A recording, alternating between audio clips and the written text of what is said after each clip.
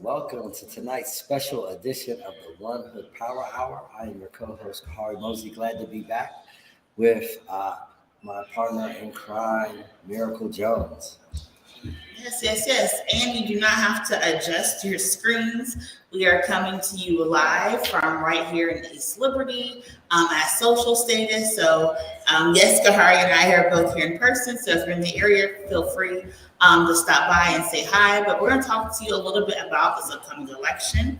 We're going to have Representative Malcolm Kenyatta stopping by virtually. He's one of the three candidates for Senate here in Pennsylvania. We're going to talk about some really cool things that are happening, as well as if you go to our website, onehoodpower.org, we have our scorecards. We just launched them, so new scorecards just dropped. So again, you can go to our website, but we'll be talking about that a little bit later. So I'll turn it over to Kahari. He's going to give you some updates about what's going on in Pennsylvania. Yeah, absolutely. As Miracle said, in the second half of our show, we'll get into a very deep dive into the primary election coming up on May 17th. We're going to be joined by Stark and Shane from Be Social and Social Status to talk about an incredible event that's coming up on Saturday here in East Liberty, Saturday from 12 to 4 that One Hood Media and Be Social is partnering on. We're very excited about that. But before we get into that, as we know, we're 8 days out from the primary election in the swing state of Pennsylvania. And those who will be chosen on Tuesday, May 17th, will become, very important to the national political balance and will become very big, political stars in a certain kind of way, not to make it sound like entertainment, but those Democratic and Republican nominees that emerge on May 17th will be getting a lot of donations, a lot of media attention, and be spending a lot of time crisscrossing the 67 counties of Pennsylvania.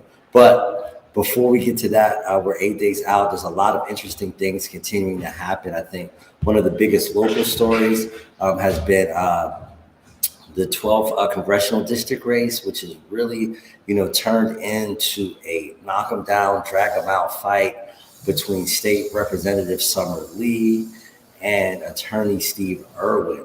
There was a press conference, or at least press statements last week by Mayor Gainey and Minority Leader Joanna McClinton from the State House asking Steve Irwin to disavow some statements that were made by a PAC that is supporting his campaign. And we've seen, also endorsements from Bernie Sanders and Elizabeth Warren on Summer Lee's side, and Rich Fitzgerald and Bill Peduto on Steve Irwin's side. So this is really, really, and I think in many ways,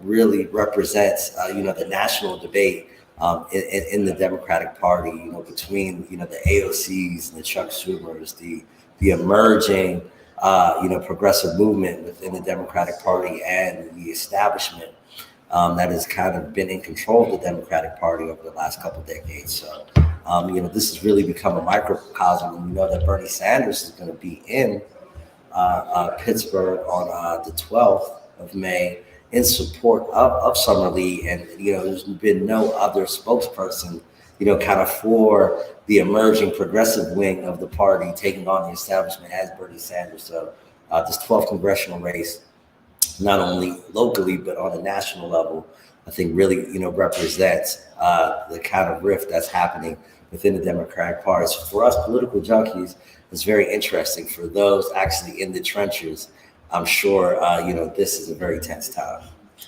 Yes, and that's also a reminder that tomorrow is the deadline to register for your mail-in ballot. So if you're like, hey, I forgot to put in my mail-in ballot, don't worry, we have until tomorrow to go to vote.pa.gov and register register online for your mail-in ballot, because like Hari said, it's going to be a very, very competitive race. And it's also to remind people that this is just between the Democrats and Republicans. Come November, you'll have Democrats, Republicans, Independents, Libertarian, Green parties. So there'll even be even more candidates for the November election. And so it's very important that people get out to vote, register to vote, and become, really engaged about the political processes. Because some of the things that we're going to be talking about is, the right to vote. There is some legislation going on about, do we have early voting? Do we have drop box? We have information about how we're going to spend this billions, of dollars that's coming into Pennsylvania from the infrastructure bill, as well as the COVID relief funding that the Pennsylvania legislature is going to be in charge of. So this is also one of the most competitive maps we have had in Pennsylvania history. And so everything is really going to be a toss-up. So it's going to be very important for people to get involved and to register. And of course, we are pushing for, marijuana legalization here in Pennsylvania. The Governor Wolf has said he is in favor of that. That would also allow for some judicial reforms to happen and have some forgiveness of people's records as well. And so there's a lot of things that are going on that we just want to encourage and motivate people to get involved. And so we do have the congressional elections. We also have the local state rep, elections, and we're looking at what's going on in all of the districts, because again, Pittsburgh, due to redistricting, has changed. So a lot of our races are really competitive. And so again, this year your vote is really going to count, and we want people to get involved, to get motivated, to come out and participate. Yeah, absolutely. And we talked a little bit about the local landscape, but to talk a little bit about the statewide landscape, we know that Josh Shapiro, Pennsylvania's current Attorney General, is the lone Democrat and will advance into the general election as the Democratic standard bearer for governor. But it's been a very contentious race on the Republican side. But it appears in recent days, Doug Mastriano, the state senator, who also was at the insurrection in D.C., a very ardent Trump supporter, has taken somewhat of a lead most recently, and also seems to be playing in the Senate race, where he has really been promoting Kathy Barnett, who most recently now is second in the polling, just maybe a point or less behind frontrunner Mehmet Oz, who's been endorsed by Trump. But we know that Kathy Barnett is now being endorsed by State Senator Doug Mastriano, and what a curveball that would throw if an African-American Republican woman actually sneaks through this Republican Senate race and defeats the celebrity frontrunner, Dr. Oz. Yes, and so that would be groundbreaking Pennsylvania history. If Kathy Barnett wins the nomination, she'd be the first African-American woman to have the nomination, but also be the first African-American, either her or Malcolm Kenyatta, if they win, would be like the first African-American senators to represent Pennsylvania. So there is, groundbreaking history on both sides. They're very competitive races.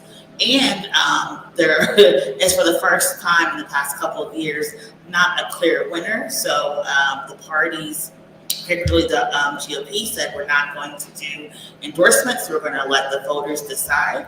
And so they've been able to really hold on to their funding and said we'll support whoever is nominated on May 17th. So it's a really different strategy that's what's going on here. Just even locally in southwestern PA, where we have the establishment Democrat Party said, you know what, we're not going to support any of the incumbents. We're going to actually support all of the challengers and even donate to a challenger. And so there's a lot of politics going on, but you can learn more about it this weekend.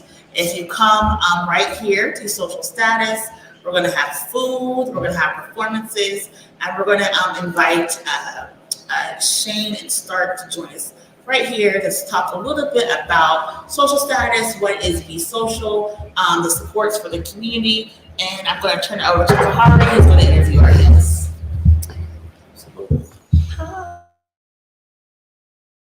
Water and move this microphone over here. This is the this is the beauty of live streaming. Oh yeah, it's nice.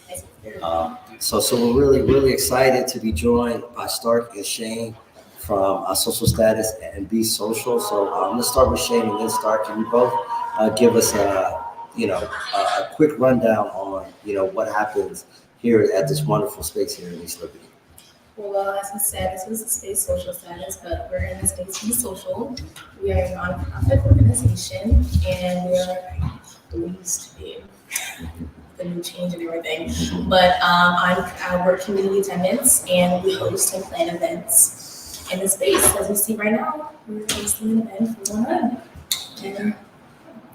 So yeah, we've been around for about a year, since July of last year. We've hosted a slew of different events, many different origins, and it didn't have to just be community specific. We now have done Cinco de Mayo events, we've done activism through painting, we've done sex education, we've done comic book nights. As long as there is a crowd that wants to feel welcome and doesn't anywhere else, we are always there to help them be more social.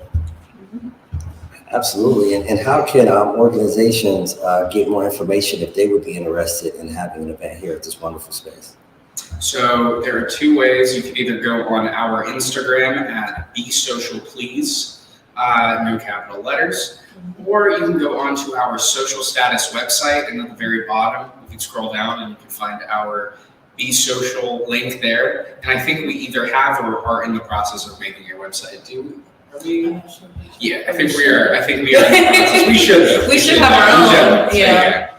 So yeah, and we post frequently. Like, there's events always happening. You'll see events happening in Charlotte. You'll see events happening in Houston, here. So yeah, please. So keep it up. Come on down. Yeah, just briefly, you just touched on it just a bit, but can you talk just a little bit about the national scope? Of this establishment, how it's not just East Liberty, it's not just Pittsburgh, it's just not downtown, but it's part of a national network. For sure. Our network ranges from, as we said Houston, we said Charlotte, here, and not just East Liberty, because that's where we're located. We have it in a plethora of areas. We have people from the south side, people from obviously the east, we have people from the north side. But I love that this can be just an area for everyone of any demographic, any age to just come together. To come back to it, our Cinco de Mayo night was extremely incredible. That was literally really fun. It was, so Be Social East Liberty, we never had an opening. We didn't exactly have an opening, and our first mixer was not as successful. It was cold, it was December. So yeah, so it wasn't really a mixer, it was more like you come inside, have a drink to warm up. But it was fun. Yeah, we finally really gained an audience. Yeah, and now they know what Be Social is capable of. Yeah. So it was nice. That's awesome, and in that vein, on a Saturday, May 14th, One Hood Media on the C3 side is partnering with you to do an afternoon event. It's going to be a rally with free food truck, DJs. There's going to be live performances. Shout out to Trouble NLS from One Hood Media for getting a really awesome group of young performers and artists who'll be performing live from 12 to 4 on Saturday. And One Hood Media is just going to be giving out nonpartisan information about the upcoming election. Can you talk a little bit about why that kind of event is the kind of events that you would like to see, happen here, in this space and part of the Be Social movement? Yeah, I feel like with everything happening, especially where we're located in the community, I feel like this is a great way for young voters to come in, especially when we're giving them free stuff, free food, at performances. It kind of brings in the audience and like, oh, what is this? And I feel like a lot of people don't know about a lot of this stuff. I'm personally still learning about this as well, so I'm really excited to be involved with One Hood and with the block party. So I'm also learning as myself. So I feel this is very important for younger people or anybody in general to learn about this stuff because it's very important. I feel like we should care about who we're putting in to take care of us, quote unquote. So I feel like this is a great, especially this, like, I think this is a great space, like the area. I feel like this is a great, in the middle, people come in, people walk a lot in this area, so people definitely want to stop and definitely look around and what's this? And then you tell them. So I think it's a great spot. No, for sure. I do. I think that, like you touched on, I think that people need to be educated, Yes. Especially now. Mm-hmm. I think with our last few elections, I will honestly say, since for the past 20 years, people need to be more educated on who they vote for. Always, every election is just, with everything that's transpired, be it the miscounting of ballots in the 2000 election, or be it just the 2016 and 2020 election, like, we have to be educated as individuals, especially on just our system of governments, on just all of this. So I think this is it's pertinent information to have out in the world, especially now. Well, that's awesome, man. And my final question, is me. I'm a 40-something now, and I see the world a certain way. I have kids, elementary school, middle school. I'm living, that now I'm officially middle age. I have to admit it. But what are you hearing from your peers? The folks from the younger generation, about politics, about getting involved in the process. How are they, seeing the world from the pandemic to a major war in Europe to gas prices and all the things that are going on? Like, what is the vibe, for the young people? Because we don't often hear it. It's like people from my generation talking, giving the perspective. But I want to give opportunity for y'all to give y'all perspective, and what, should the leaders be thinking about, and what is your message to the leaders that are making decisions? So I can honestly say people my age are very jaded. I think that honestly, that'll be a great way to say it. I think that we're really jaded in a way of, we've seen a lot. We feel like we're not making a change. Like, we are doing a lot, but we personally don't feel as though we're making the change. Like, I'm very happy to the people who are still pushing and still going and really trying to make a movement always. But I know a lot of people that are like, why am I voting? What's the point? Like, that is still a large mindset to have. And I think that it's too large currently. And it's too important right now to have that kind of thought. So I think that in order to get us to actually do that, though, a majority of people our age, I think that our politicians are going to have to realize, like, we are next. We are what's coming. And outside of that, we're very vocal. We know what to say. We say it predominantly in a very organized fashion. We carry ourselves well, and we know if we have a movement, ways to handle it and who to talk to, and proper outlets. Like, we have really found that balance between anger and also organization. So, like he said, I feel like our generation are the next leaders. I feel like a lot of politicians forget that. I feel like a lot of them are stuck, like you said, in the old times, and they're not really listening to what we need to prepare ourselves for us to become adults and for us to have our kids and everything, so we can develop in a way that we feel safe. And going along with that, like tuition, like, that's everyone's tuition fees for college. Like, that's just, it's a lot of stress on us, because now it's high. It's high.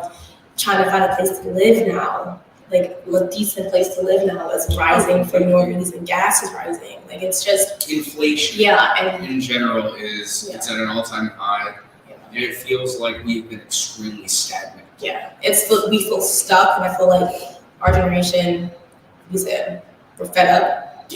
That's why we're like this.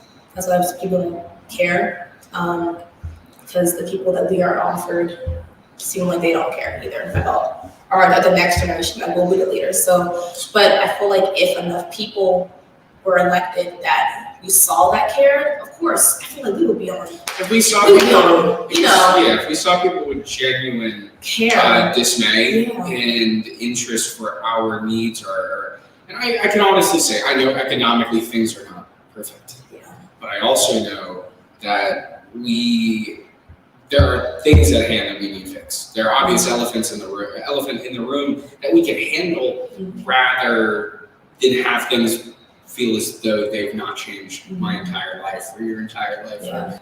Yeah. So I just feel like things now are like things that should have been fixed in the past. Like these people are saying, I'm gonna do this for you. I'm like, well, that should have been fixed like in the 80s and the 90s, and we're at a different time. Like, you gotta think about the next generation. Like, come on now, like I get it, like, you know, everybody, but like we're still, I'm 22, I'm still a kid, you know, I adulthood is right there, you know, so I need people who understand that, you know, I mean, things are changing, like, crazy, yeah. Thank you so much for joining us. Thank you so much for all your help and helping put together this upcoming event. And again, that is going to be Saturday, May 14th from noon to 4 p.m. in front of Social Status. The street is going to be blocked off. Woodfield Street is going to be blocked off for a block. And we have a wonderful flyer.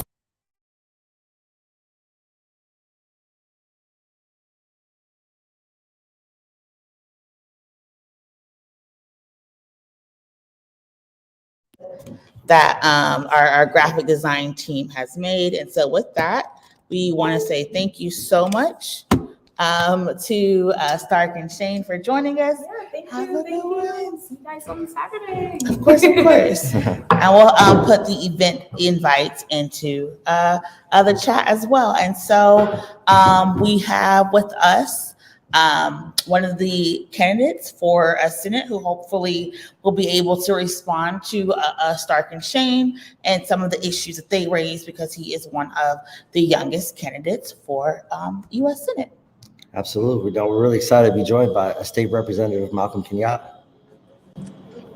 Hello. Hey, how you doing, Representative? Good to see you. Doing good. And on the road, but I'm pulled over. I'm safe.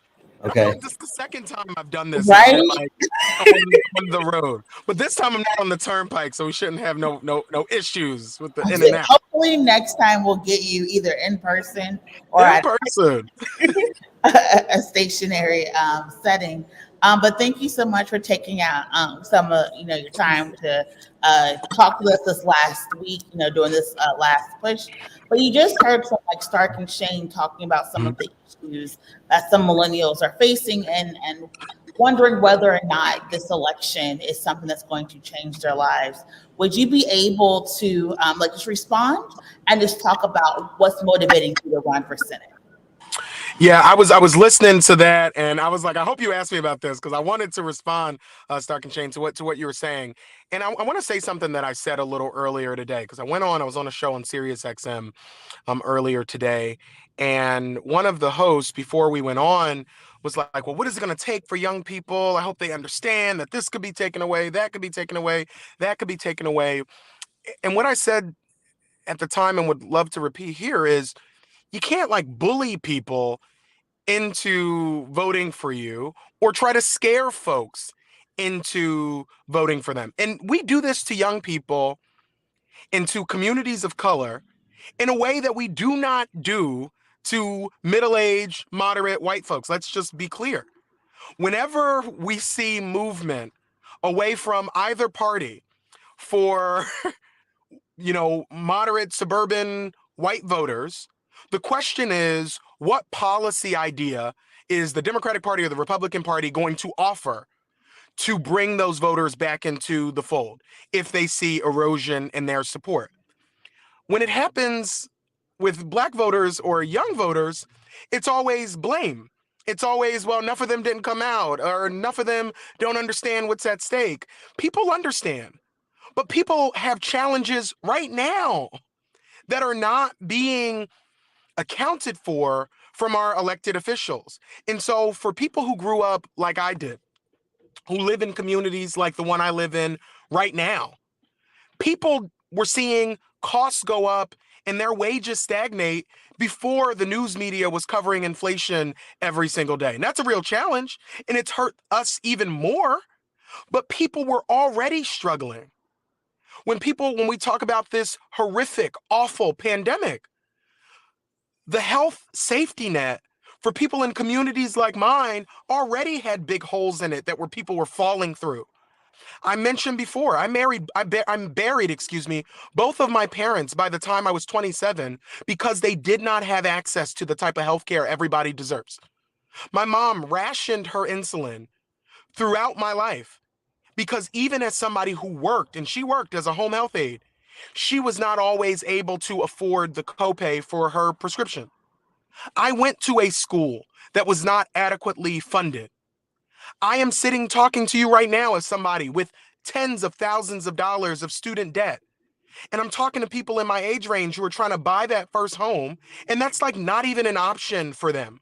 And so until we acknowledge that things are screwed up right now for a lot of people, we're not going to be able to scare people with, well, this worst thing could happen. We have to explain, and I've spent my entire campaign trying to explain why it matters and what I will do as your next senator to impact your life. And I've summed this all up with talking about America's basic bargain, and I can go through that again.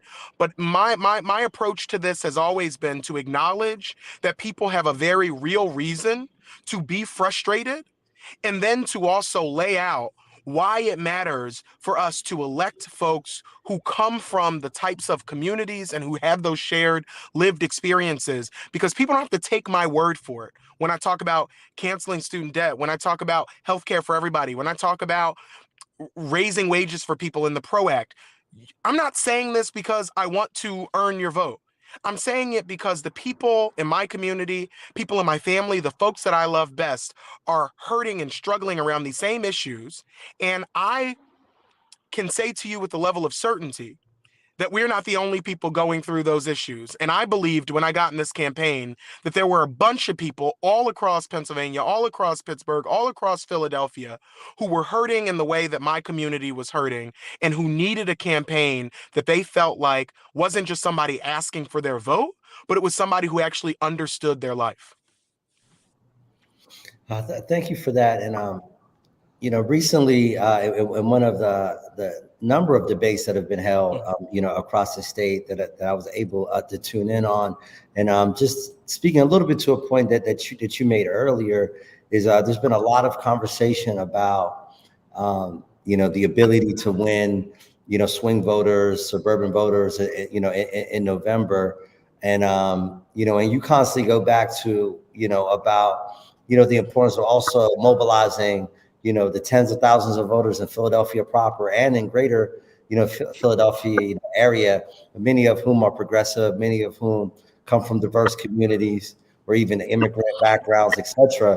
And you made the argument, if I'm not mistaken, and please, elaborate on it. But what I took, from your statements is you didn't feel like it was the same kind of energy, around those voters in southeastern Pennsylvania and being able to mobilize. There's been kind of an argument to win statewide.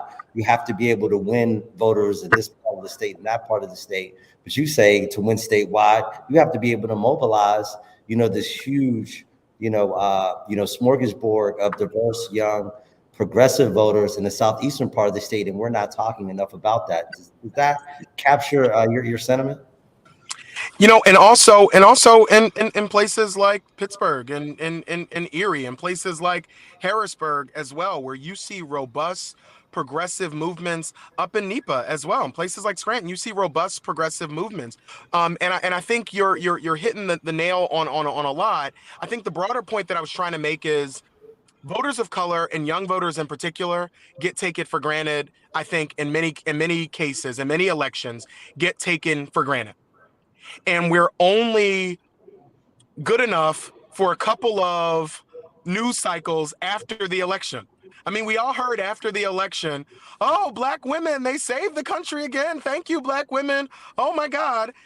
And yet, nobody is going to diners to meet Black women and ask them what they think about the Senate race. They're not doing that. They're running to the same places again and again and again to ask Trump voters, are you still voting for Trump? And that's the whole article. That's the whole thing. We're not running to those Black voters who turned out in record numbers in southeastern Pennsylvania, in Allegheny County. We're not running to them to say, hey, are you interested in this election? Are you voting? That is a mistake. It is a mistake. It's a mistake to assume that because The Democratic Party, it is. And I will have this argument with anybody. I don't believe it's like equal. It's not like 50-50. Democratic Party and Republican Party are the same. They're not the same. But I think people want more than just you're not the other party. I think people get that. People assume I'm not the Republican, okay? They get that. Then the next question is, well, what the hell are you going to do for me? And I think we have not done a good enough job of answering that question. That's why I've been going everywhere. And I've made this point that the message that is exciting for folks and exciting to progressive voters is not a small message that only reaches a small amount of people. If you ask Pennsylvania voters, do they want a good job for their family? Something that progressives are fighting for, good jobs, higher wages, the ability to unionize on the job, that's a 70+ support issue. If you ask folks about their kid being able to go to a good school, and I promise you, it's Democrats and progressive Democrats in particular that are in Harrisburg, where I am right now, fighting for investments in our schools, particularly in low-income Black and brown communities. That is a popular issue. The same is true about healthcare for everybody. The same is true about people being able to buy their home, have clean air, have clean water. These are not like issues that are fringe issues. They are central issues. And if we don't make it our business to put those issues front and center and get people out who likely will vote for the Democrat if they vote, but we can't assume that they will. And we can't assume that simply because they will vote for the Democrat if they come out to vote, that we don't have to offer them a real agenda for why they should. And I think that that's what I've been saying throughout this campaign. Don't take people for granted who show up for you every time. Don't take them for granted. Absolutely. Thank you so much for that. And as talking about taking people for granted, there has been a lot of conversation about the response to the Roe v. Wade leak, to a lot of legislation to impact interracial marriage, gender affirming care, all of these things that really go to the heart of people's lived experiences, particularly people who have traditionally been left out of the political processes. And so as someone who is not only running this race, but is already involved in politics, how are you gearing up to fight? Because people keep saying we don't see any of these elected officials fighting for us the way they want us to fight to get them elected. So the good news on this issue, particularly around Roe and about the freedom to choose to do with your own damn body, I've been talking about this before I ever was thinking about running for U.S. Senate. One of the things that I did long before I ever ran for office is I was on the board for the National Organization for Women, the Philadelphia chapter, and was the first man ever elected to that board. And we were talking about reproductive justice, talking about standing up for our trans and non-binary siblings, talking about what we needed to do to not just say we are pro-woman, but to actually put forward an agenda that centers the needs of working families. I am the co-sponsor along with the co-author as well, along with Representative Morgan Cephas, who I know has been out in Pittsburgh a number of times talking about the maternal mortality crisis, also talking about the freedom to choose and about reproductive justice. She and I introduced a bill called the Pennsylvania Women's Health Protection Act, which is about getting rid of the different hurdles that exist currently in Pennsylvania law that make it difficult for people who want to access abortion health care. The hurdles that still exist right now. And we said we need to get rid of those hurdles as we saw more and more states pop up with this stuff. And so, I ain't new to any of these conversations. I've been committed to this, and I'm going to continue to be committed to it. But people are right to be worried if we don't get this moment right. Because this decision, Roe was built on the foundation in part, the legal foundation in part, about the right to privacy, the right to make your own personal decisions. And you mentioned a couple of other precedents that are held up by that same right to privacy. When we think about interracial marriage, when we think about gay marriage, which was also a tax case, but The right to privacy is critical. And if Roe, which has been upheld decade after decade after decade, if this Supreme Court is willing to throw out Roe, then you don't have to hold your breath and guess whether or not they're willing to throw trans folks under the bus. You know they are.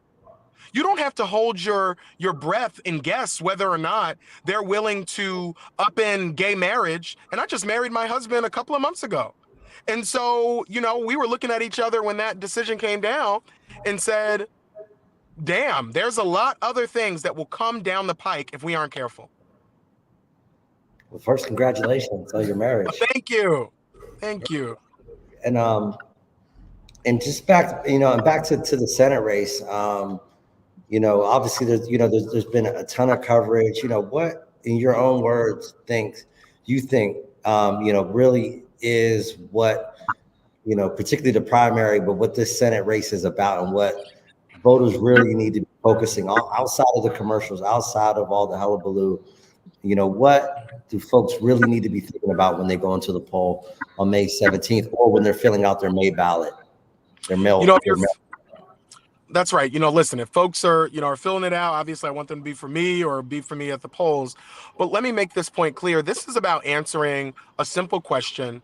Who do we think government should work for? My answer to that has always been working people.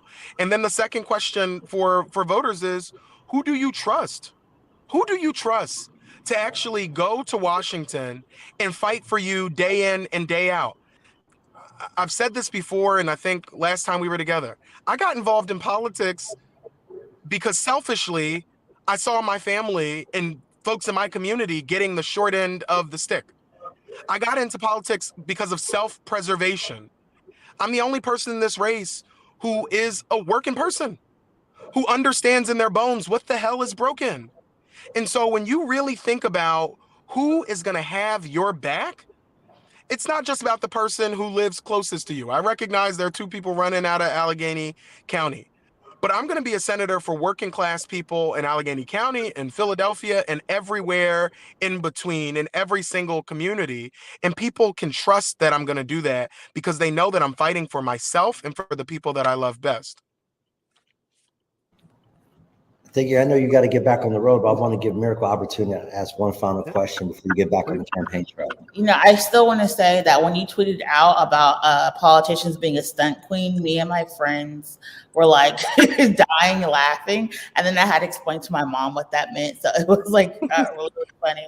But you're in this race. You're one of the youngest people in this race. And a bulk of the issue is falling on millennials, whether it's the student loan debt, the inflation, the possibility that Social Security may not, even be here in a few years. Solvent, yeah. And so, not to be all doom and gloom, but what is some of the silver linings or the hopes that you're seeing while campaigning, and what are some of the policies? I know you said you had a policy platform, but as we wrap, what are some of the policies that you're pushing for your campaign? So for me, I've been talking about this idea of the basic bargain, and people who follow me get sick of hearing it, but I'm gonna say it again. The basic bargain is about this idea that you can have one good job backed up by a union. That's why I've been pushing to raise the minimum wage and pass the PRO Act, making it easier for folks to organize on the job. It's about knowing that your kid has the opportunity to go to a good, fully funded public school in your community. It's why I've been talking not only about quadrupling Title I funding to our poorest schools, but it's why I've also been talking about integrating mental health care in our schools. And the last time we were on, I talked about Phillips Law. After an 11-year-old young Black kid died in my district, little Phil. It's still the worst day since I've been an elected official to get that call letting me know that Phil died. And I said we need to reimagine the way we provide mental health care to our kids. Thirdly, it's about having the security and knowing that if you get sick, you can go to the damn doctor. It's why I've been talking about the need to get to Medicare for all, and also to have Medicare have the ability to negotiate drug prices so folks don't have to go to Canada or wherever else to afford their insulin. And finally, it's about being able to retire with a level of dignity in a house that you were able to afford in the first place, in a community that is safe and clean, that has clean air and clean water. I'm the only candidate in this race who's been willing to say we should stop giving huge tax breaks to big polluters that screw up our water and our air. I'm the only person who's been willing to say we should have a moratorium on all new fracking. I'm the only person who has been willing to say in this race we need to cancel student loan debt. And the others will talk about we need to do something about it. I'm the only person who said we need to cancel it and who's been crystal clear about it. I've been the only person who's been willing to say we need to expand the Supreme Court, as this Supreme Court, which is held hostage right now by a radical right-wing conservative movement. If we don't expand the court, we are never going to be able to secure our rights after Mitch McConnell packed it in the way that he did. And this is just like what happened with the filibuster. I was for getting rid of the filibuster. Other folks were not for it. And then after January 6th and folks decided they wanted to run for Senate, then they were all for getting rid of the filibuster. But I'm the OG getting rid of the filibuster. And the reason that matters is you need leadership. You need somebody who's willing to say something when the political winds aren't blowing in that direction, but it's the right thing to do. The thing that I have so much hope about and that I've seen throughout this campaign, bravery is really contagious. And as we've stood up in this campaign, I would be the youngest person in the U.S. Senate right now. I would be the first African-American Pennsylvania has ever elected to the U.S. Senate, and I'm only the second African-American to run for the U.S. Senate for the Democratic nomination to ever even run in Pennsylvania. And on May 17th, well, right now, because ballots are out, this is the first time in American history that an openly gay man has appeared on a ballot for U.S. Senate in American history. And when I get elected, I'll be the first openly LGBTQ person of color to ever be in that body as well. But I didn't stand up in this race because I wanted to make history. Just by virtue of who I am, those things will happen. But I got into this race because I am sick and tired of working people being told that the best we can hope for is somebody who's willing to mention us when they're in office. They're willing to hang a flag for us, maybe. Maybe they'll do a reception for us and say, oh, hey, black folks, I brought you down to Washington.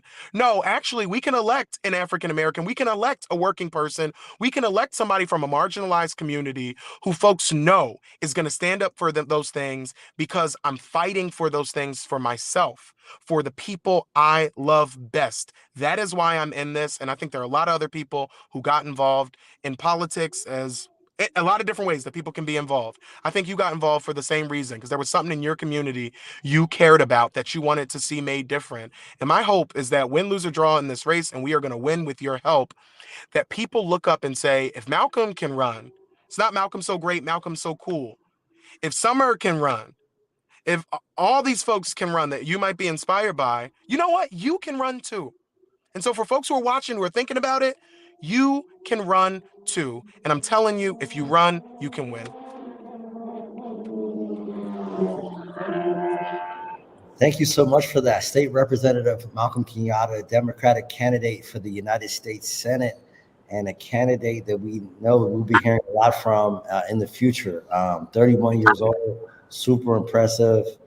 I'm just, blown away by, just how you've campaigned, how you comported yourself. And I definitely wouldn't be able to pull that off when I was 31. I know that. Well, I appreciate you both. Always good to see you, my friends. Absolutely. Talk to you soon and best of luck. And again, that was State Representative Malcolm Kenyatta, Democratic candidate, also a Pennsylvania State Representative, but also a Democratic candidate for the United States Senate, on the campaign trail, 8 days away from a historic election coming up on May 17th. So now we're at the part of the show where we'll get into the scorecards and talking about the upcoming primary. Just some quick housekeeping things.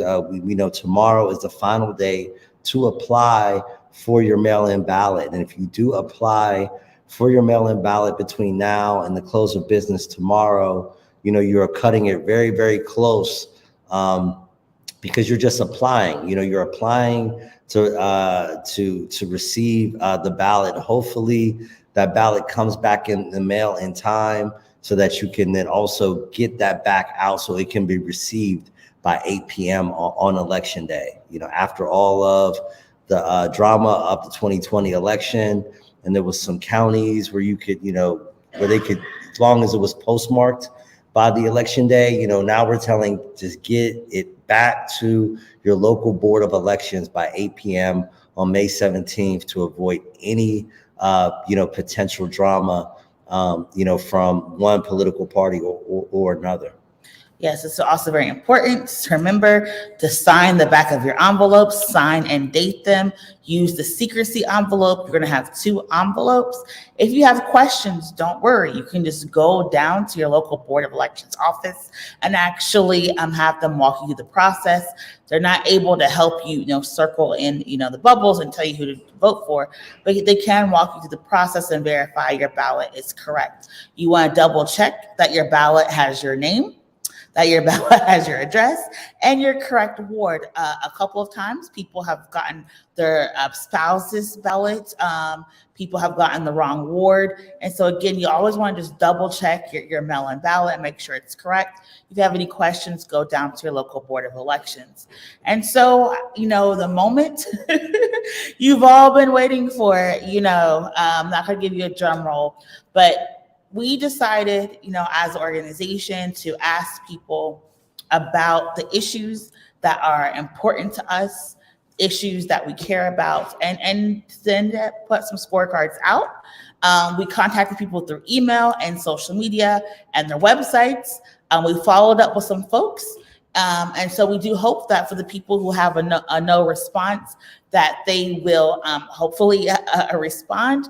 But John, if you can start pulling up our graphics, we can start with Senate and work our way down.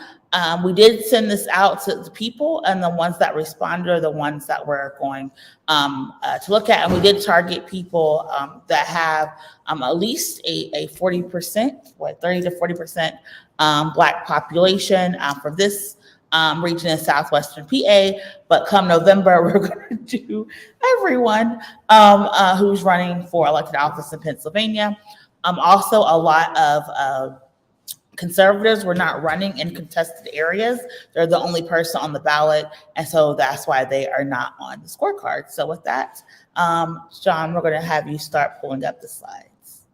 And starting with the Democratic candidates for the United States Senate, and just to explain, there was a 20 questionnaire that was sent out to the candidates, and we scored stringently based on the responses. There was no, judicial flexibility that we took where because, we may like one candidate more than another, we gave them extra points. That was not the case.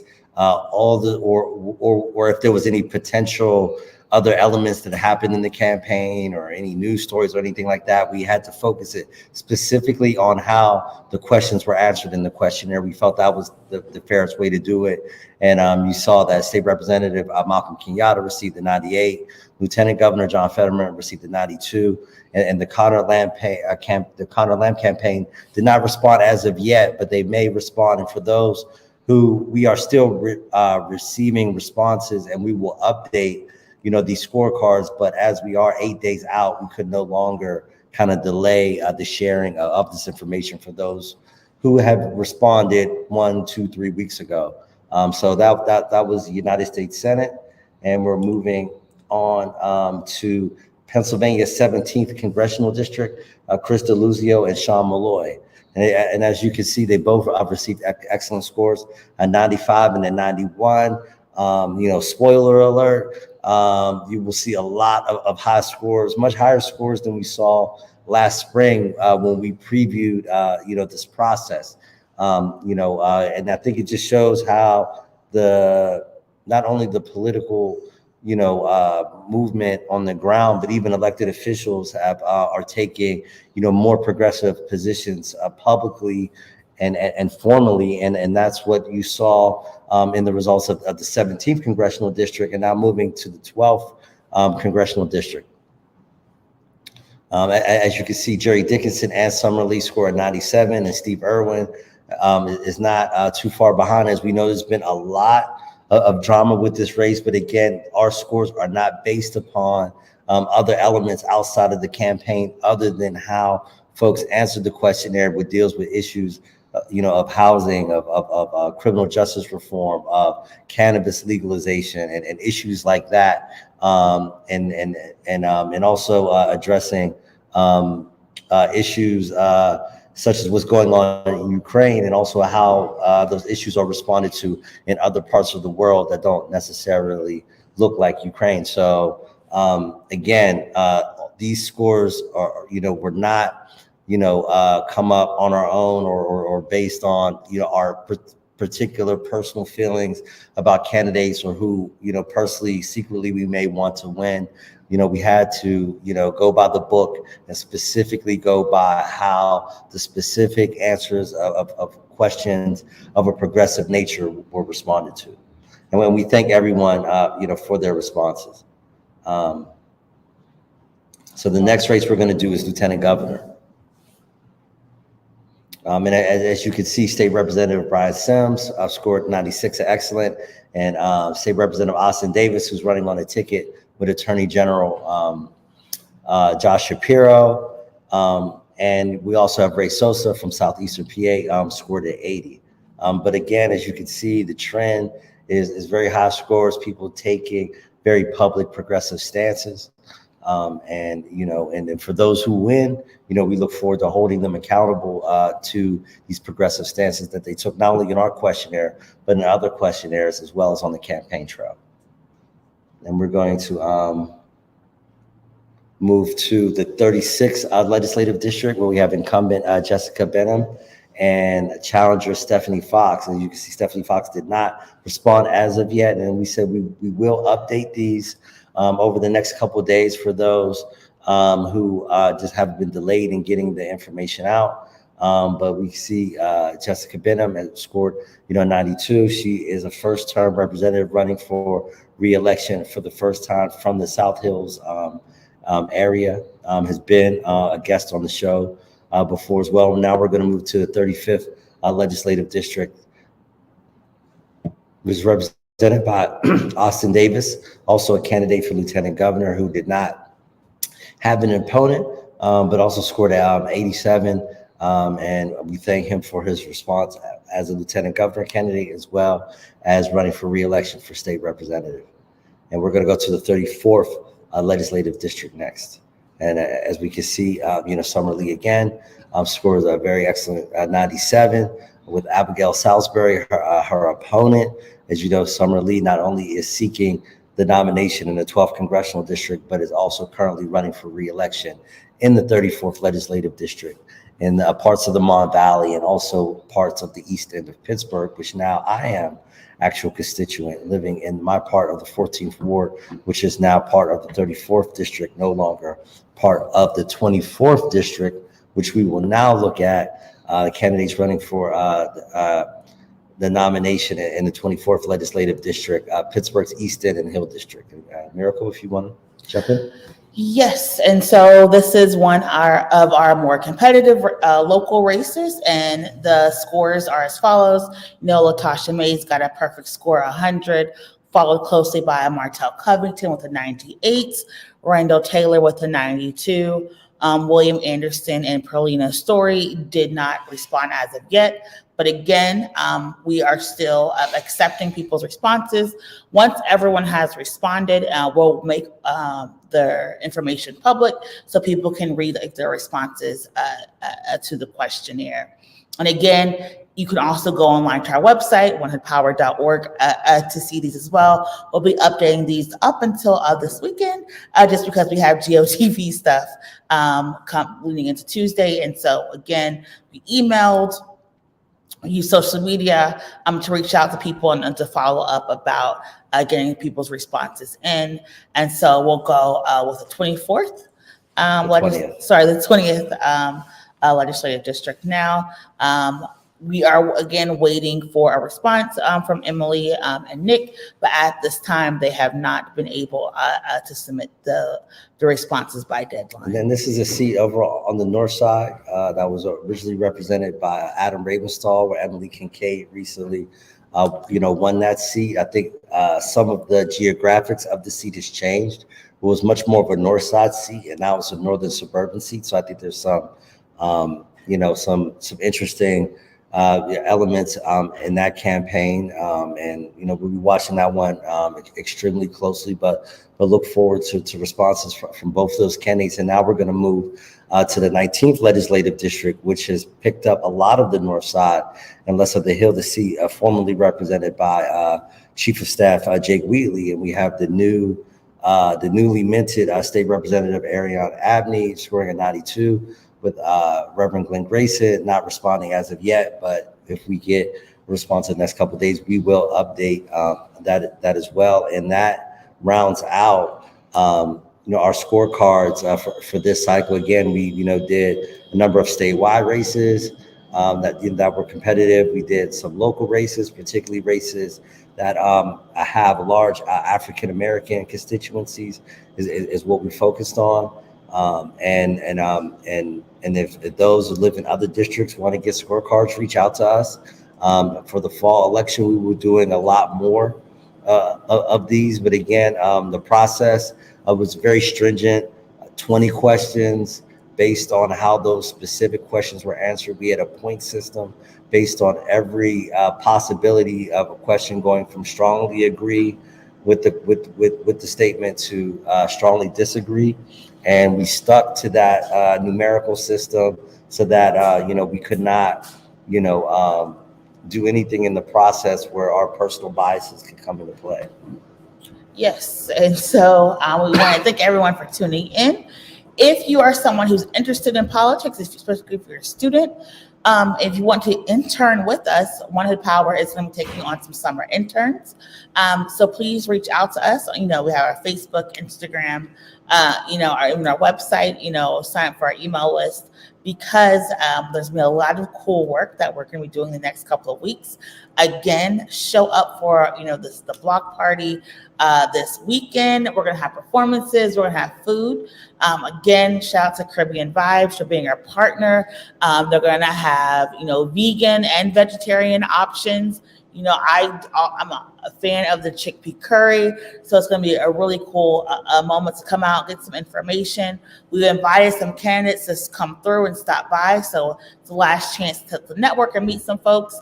And again, remember, you have until tomorrow, close the business, to get your mail-in ballot and get ready to vote on Tuesday. And it's going to be a reminder, districts have changed. The polling place you may have gone to your whole entire life may not be the same polling place you have right now.